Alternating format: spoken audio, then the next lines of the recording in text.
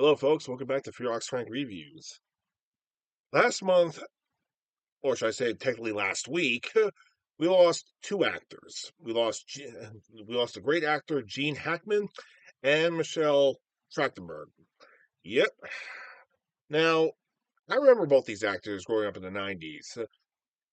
Mostly Gene Hackman for his portrayal of Lex Luthor in the Superman movies, the ones that starred Christopher Reeve back in the day, because those were my childhood films growing up, and he was considered the best Lex Luthor at the time. And that is until we see the new Superman film coming out later this year. So that's remain to be seen. As for Michelle, well, to be fair, I remember her a lot from the Nickelodeon shows when I was growing up, and also she was known as Harriet the Spy, and she's been in a slew of other films. But she's also been Buffy's sister in Buffy the Vampire Slayer, and for numerous other acting skits. Now, I find it's kind of tragic because the fact that she's actually was close to my age, but she was older than me. So it's kind of sad to know she passed away recently. Sad. Now, to commemorate both the actors, I'm gonna review movies that they actually were in. This week it's gonna be Gene Hackman, plus I'm doing a kaiju film this week as well. So Michelle's film's gonna have to wait till next week. And if you're wondering if Joe's gonna do a video this week, yeah, I don't think he's gonna be back for like maybe until St. Patrick's Day, or maybe afterwards. Why? Well, if you saw his video last, good lord, if you saw his last video, you pretty much know why. How the hell he got the cops after him, I have no idea what he did. But hey, he fucked up somehow. I mean, he's an asshole, so go figure. Hell, Rex and I have to live with him.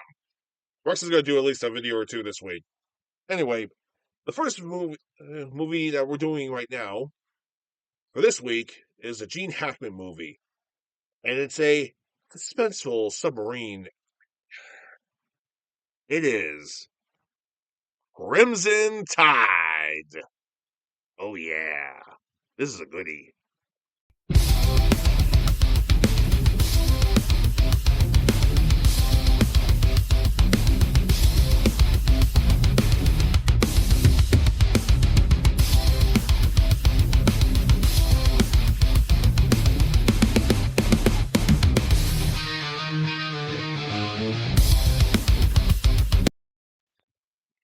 This movie has a huge array of characters, by the way. Like, we're talking a lot. Like, here are the list of characters, particularly. We have the two main characters, Denzel Washington playing Exo Hunter, and Gene Hackman playing Captain Ramsey of the submarine, of the U.S. nuclear submarine, USS Alabama. However, there's also George Dzuski. He plays. Okay, you may know him as the actor who plays Max Greavy from the first season of Law and Order. All right, he plays Cobb. Matt Craven plays Mr. Zimmer, who is also Camo, communications officer. Viggo Mortensen plays Peter Welps, weapons officer, hence the name Welps. James Gandolfini, Tony Soprano, plays Bobby Doherty, or call him Bobby, and he's also known as Supo. Mm. Rocky Carroll, who you may know from NCIS, plays Ops. Oh, by the way, here's another fun fact: Matt Craven also is from NCIS as well. Huh? That's kind of weird. That's kind of weird to know. We have not only do we have two great Academy Award winning actors, Denzel Washington and Gene Hackman, but we also have Tony Soprano, Max Greavy from Law and Order, and the two directors of NCIS from NCIS. What the hell? And Viggo Mortensen's in it is like tossed into the mix. Was Nicolas Cage unavailable at the time? What the hell? My God. I can go on and on about this whole thing with the so weird barrage of actors here, but you know what? Let's just get down to it, all right? The movie basically starts off with this opening text that's saying there are three powerful men in the world. Three powerful men in the world. President of the United States of America, the President of Russia, and the captain of a nuclear submarine. And then we get all this news reports about this rebel group in Russia trying to take over, being of course opposed to the government, and they're basically trying to take over basically trying to take over and basically start World War III. Mm-hmm. Nice. At this point, we see Hunter and Welps actually attend a kid's birthday party, but then they get called in, and Hunter is actually introduced to Captain Ramsey along with Cobb. They look over his recommendations, and now he's actually going to be the XO of the Alabama. And we meet everybody else. We of course meet the other characters like Kamo, and Supo. Well, we meet all these other characters too, who are going to be a main part of the entire storyline. And by the way, I should also mention there is actually an extended cut version that was actually released in 2006, and it's been also part of the Blu-ray edition as well. What I have here is the original DVD copy of the movie, which of course only shows the original version of the movie. So if you're expecting me to review the director's cut version, I may do that someday. Just right now, we're going to review the original version. So until then, so until then, here we are. We are going to look at Crimson Tide. Now we and the whole after getting introduced to everything, we are actually introduced to the Alabama, and of course, everything is smooth sailing. And I should mention during the interview process, during a Hunter's interview, they talk mostly about horses. Yeah, and of course, they talk about Captain Ramsey's dog, and the dog approves of him. Yeah, that's cute. In a sense, it's a cute little doggy too. So throughout maybe the first half, maybe the majority of the movie, they're mostly dealing with or I should say, the majority of this entire hour, I should say, is them just actually just bickering around, just getting to know each other, feeling around the ship a bit, going through drills and op stuff, and of course, during a dinner conversation, they mostly talk about the advents of war and nuclear war. So yeah, that's interesting to know. So basically, they just do everything by the book. Practically, they just do everything, and they talk about the downfalls and the horrors of nuclear apocalypse. Yeah. However, however, there is some tensions breaking out on the ship, though, and of course, Hunter is actually with all the bullshit, trying to calm everybody down, and then a fire breaks out. Fire breaks out, and this actually happens to be a time for Captain Ramsey to run a drill. A drill. Fucking drill. Yeah, he's doing a arming drill right now. Yeah, and unfortunately the thing is a fire could break out at any minute. Could break out any minute within the kitchen, and he's doing a military drill, and somebody was seriously hurt. Well, guess what? During the military drill, that person died, and so they canceled the military drill. All right. Now, apparently, there was a reason for it why he did it. It's because of the fact that, well, it's because a fight can happen at any moment. You have to be prepared for anything. Hence why the drill. Hence why the drill. So we mostly see. So most of the time, it's just a. So mostly the entire majority of the movie is just basically Denzel Washington and Gene Hackman going toe to toe with each other on how they should perform on the ship. So yeah, Ramsey does his own way, and the actual wants to do something his way, which is of course very different. And they clash all the fucking time. Well, is this going to be a bit of a problem later on? You bet your ass it is. You bet your ass it is. I should mention during all of this is mostly taking place mostly all in October. However, November 1st, that's when the shit really hits the fan. I mean, it gets really bad. Now, there's actually been reports that the Russian renegades have actually taken hold of a missile cell, and they could actually launch the nukes at any moment. So they are at full alert at this point. However, November 1st is when the shit really hits the fan. How does it hit the fan, mind you? Well, a Russian sub, which is actually working along with the rebels, actually starts to attack. Actually goes after the main. Goes after the main ship. Goes after the Alabama. However, the Alabama gets news that they're starting. Well, they get news. Yeah, they actually get an order, but the problem is they lose the connection. Well, they lose radio contact, and the message doesn't go all the way through. So they don't know what the hell's going on exactly. And anyway, the captain actually, once they lose the submarine, the captain admits, okay, it's time for us to go. It's time for us to attack. We're going to launch the nuclear missiles. However, Hunter says because of the fact that the connection was cut, they don't even know what the hell the connection was, what the hell the message was. What this message mean? Did it mean like it's time to go to war, or did it mean something else? Either way, the news was they have basically an hour to figure it out. And let's just say the shit really hits the fan on this one because hmm, how do I put this?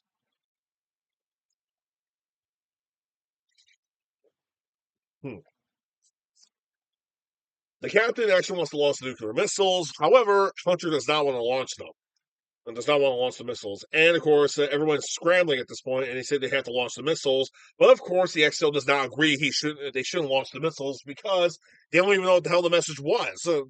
What they were trying to get. It could mean that they should stand down, or they should actually go to war. But anyway,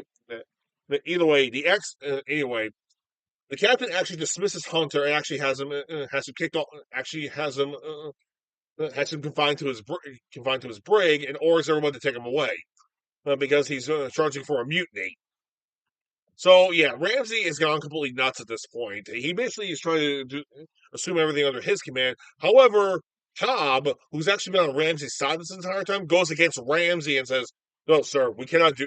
No, sir, I'm with the XO on this one because I'm doing everything by the book. He's doing everything by the book. You're not." So yeah, so keep this in mind. Cobb, who's actually has been on the captain's side the entire time of the movie, basically is turned against him at this point because, he's not thinking straight. He had to do everything by the regulations and by the book.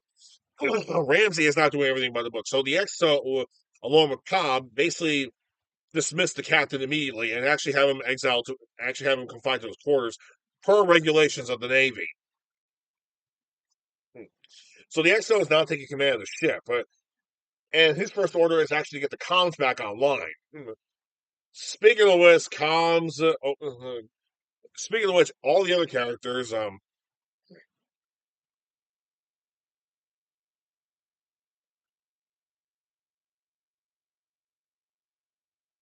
I love how everything has to load up. Speaking of which, uh, Supo actually goes to see the captain afterwards and actually finds out what the hell's going on. He says he wants to actually get the guys together and actually charge a mutiny and to get the XO off the ship, actually take command of the ship again because they have to. He wants to launch nuclear missiles. To be fair, this is just a very stressful situation, and this is utterly ridiculous. But to be fair, there's a reason why. If they don't get the orders, if they don't actually get the exact orders, that means they could be causing a nuclear war rather than just defend it. So they have to get the actual orders in. So the main thing is to actually get the communications back online so they can find out what the orders are. Are they going to actually go to war or are they going to stand down? Okay, the captain believes we're going to war.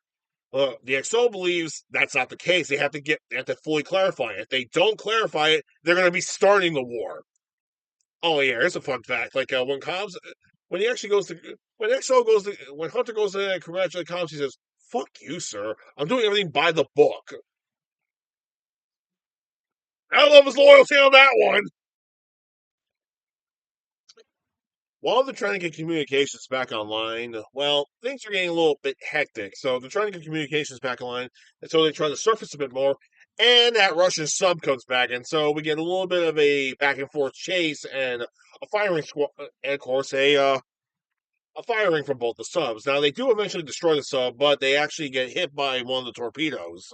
Not exactly hit, but they dodge at the last minute, and they're starting to sink. and there's tension building up from them sinking, but they do wind up surfacing back up.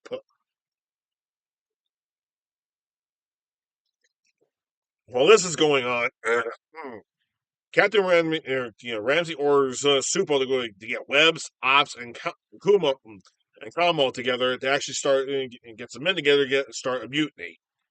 And they basically start a mutiny and they actually confine they confine the XO, they confine Hunter, Cobb, and some other crewmates that were actually working alongside with them.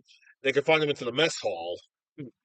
However, the XO actually had a trick up his sleeve. He actually gave another commander his keys just in case something would actually had happened. And of course, the captain takes command of the ship again and says they're going to launch the nuclear submarine. They're going to launch the nukes once they're at the proper surface.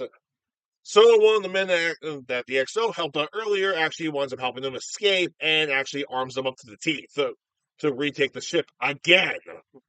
So yeah, keep this in mind. All this happens in less than 30 minutes too. It's like we're going to take command of the ship. No, not we're going to take command of the ship. We're going to take command of the ship. We're going to take command of the ship.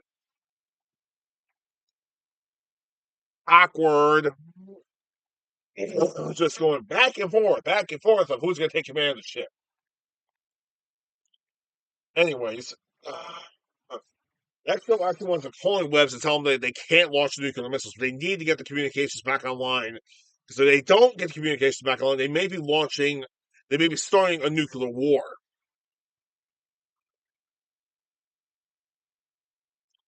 And so the captain said, once you get to the proper level of actually firing the missiles, well, Captain says we're going to fire the missiles. However, Webbs doesn't exactly do it at all. He just stands there and delays the order. Meanwhile, he gets fed up, so he and all of his men actually head down there, except for comms. So they actually, except for comms, he actually gets the weapon system online, leaves the key behind, and keeps the weapon system online. And so they head down to the missile bay to launch the nukes right there on the spot. But of course, Webbs actually refuses to do it. He says he can't do it. They need to get the orders first. The captain actually threatens to kill one of his men, and then he finally gives in and actually puts the combination code in so they can launch the missiles. However, just before he could launch the missiles, what does he do? What happens? Well, it's simple. Hunter and Cobb actually take command of the bridge again, and actually relieve Comm of his duty. Actually relieve Comm of the missile command, and actually take the key away. Thus, and when the captain presses the fire button, nothing happens. So yeah, they race right back up, and there's a bit of a conversation between both parties. Like, for example, he punches like seriously, like Ramsey punches Hunter a couple of times to tell him to give him the fucking key, and he says no. He doesn't say anything. Well, actually, he doesn't say no. Before this, he actually did slap the captain originally because the fact the captain deserved it, and well, technically, he should slap him again. But they go back and forth with this whole thing until the radio officer tells them they almost have radio contact, and they should be getting the orders in soon. They're at the middle of a stalemate here. So what they do? Well, the captain gives in. It's like, this is the captain. You have 3 minutes. And so Hunter and Ramsey, they just sit down on the bridge and they talk about horses again. Yeah, basically they're just trying to break the ice a bit, though, trying to calm down because it's a very tense situation. Now, after 3 minutes, they finally get the orders coming. It's a very tensible situation. They finally get the orders, and guess what? And of course, everybody does their duty, and they confirm that's the actual orders. And the captain says, "This is the captain. We've been ordered to stand down. The threat is over." So yeah, it turns out the XO was right the entire time. Yep, he was completely right. So if they had the captain launched the missiles, they would have started the Third World War. So the XO was right. Anyway, the captain excuses himself and actually leaves the XO in charge of the ship, so they go back to the U.S. And well, he confines himself to his quarters throughout the rest of the trip. Now, at the end of the movie, there is a bit of a trial to actually find out what actually happens. Yes, it's a real bloody mess. Due to the fact that there was actually mutiny on both sides. However, Ramsey actually decides to put in for retirement, and he actually gives the command to the ship to to Hunter. Mainly because of the fact that yes, he's had plenty of years of doing this shit, but in the end, he was just too old, and it's too much power and too much responsibility, and he almost did cause World War III. So he retires with honors. And Hunter actually is actually the next commander of the ship. And the movie basically ends, but we do get a note saying that as of January 1996, the order now orders come in from the president himself to launch to call the captains and to launch the missiles. So yeah, and apparently that's actually been regulation from this day forward, even though the movie was released in 1995. And ladies and gentlemen, that was Crimson Tide. Yes, this was. I know I didn't go into full detail, but what can I say? It's just too much to talk about. But I will say this. This here is a damn good movie, my friends. If you want to see some damn good acting between these two actors, go toe to toe, no farther than this lovely film. You will not be disappointed. But like I said before, there actually is a director's cut version that actually had, well, not exactly a director's cut, but an extended cut version of the movie. But like I said, this is the original DVD version of the movie. So, hey, who knows? Maybe I will do the extended cut one of these days. But until then, that's today's movie.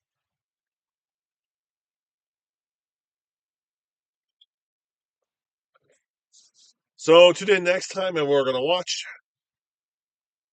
a monster film that originally, when we first saw the trailer to it, all we saw was the date, and this was on, and this was all because if you saw the first Transformers film, we saw the date of this trailer to this movie, and the movie was relatively a pain in the neck.